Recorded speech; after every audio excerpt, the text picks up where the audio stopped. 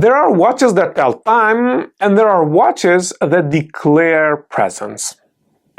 The moment you see a round watch with the name Bvlgari engraved twice on the bezel, once on the top and again on the bottom, you know two things.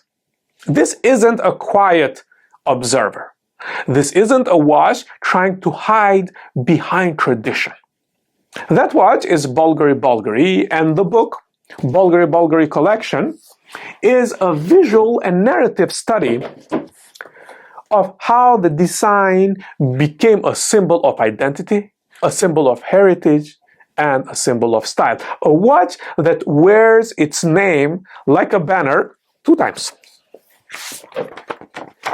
Unlike some of the other books in this series, where authorship is a central part of the narrative, this volume is a house publication by Bvlgari that combines editorial, archival material, and design essays to explore the role of one watch as a defining piece of the Maison's identity. Its tone and structure are intentionally curatorial and commemorative. Not academic history, not a mechanical encyclopedia, but a design manifesto for a watch that helped define a modern luxury language.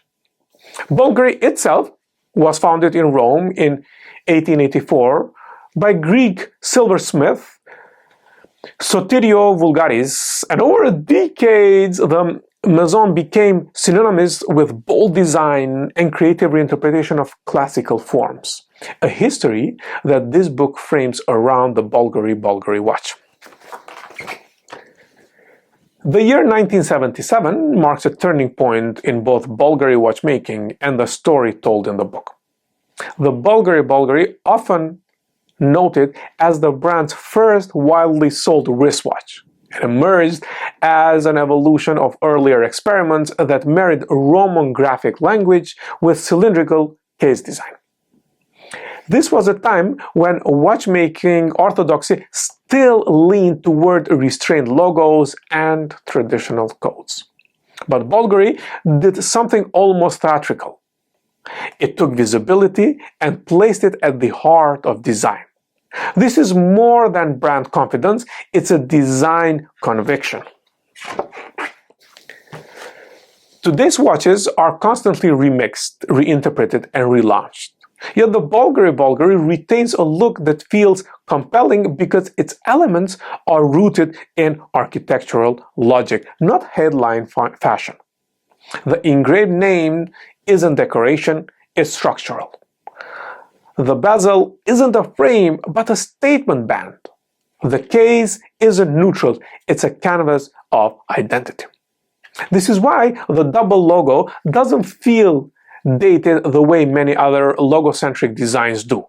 Its proportions, symmetry, and classical references point to make it feel architectural, inevitable, and instead of just being trend-driven, maybe.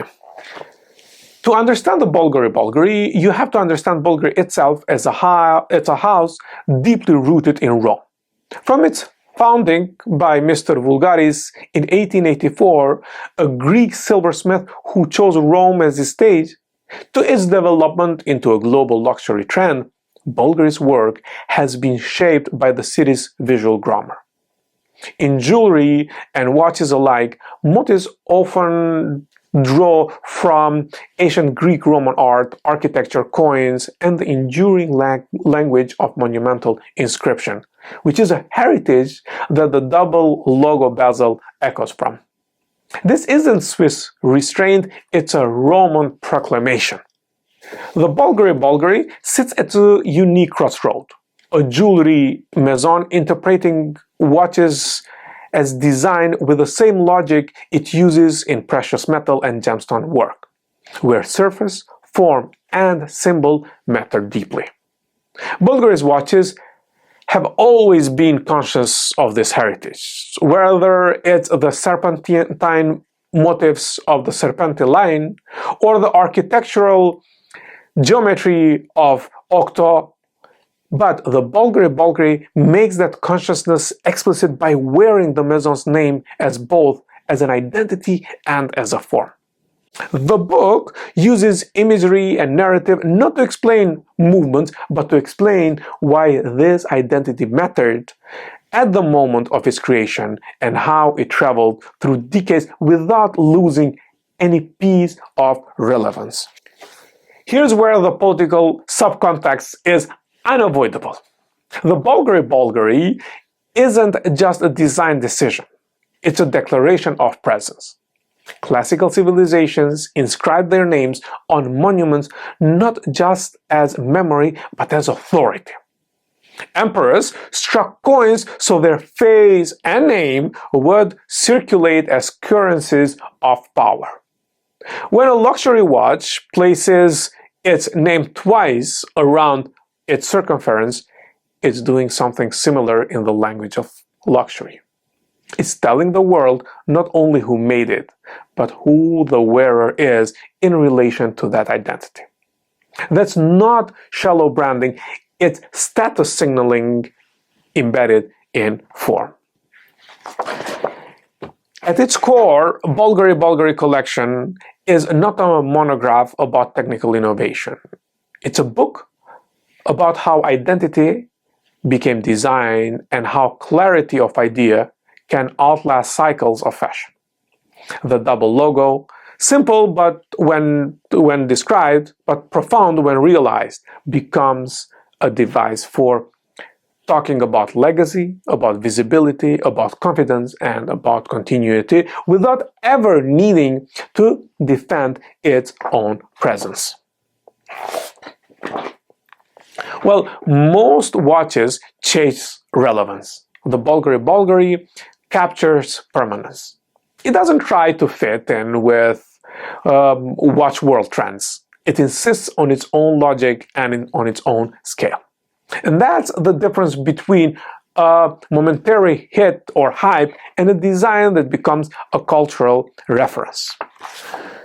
So, for the end, what is the book Bvlgari Collection?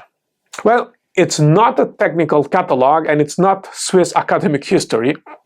It's a design manifesto in object form. It's a book about how a simple watch became a visual language that speaks across decades. And now I want to hear from you. When did the Bvlgari Bvlgari first catch your eye, and was it the logo or the proportions that drew you in? Does overt identity in watch design feel bold, or does it feel too bold? And which watches today wear their names with similar confidence to Bvlgari Bvlgari? Well, drop me a message, drop me a comment, tell me which book you want next. Because this series isn't about catalogs, it's about why certain watches matter in culture, and it's about conversation. At the end, watches aren't just timekeepers, they're markers of identity, history, and of presence. This is Watches and Politics. Subscribe, share with that friend who always watches logos, and I'll see you in the next chapter.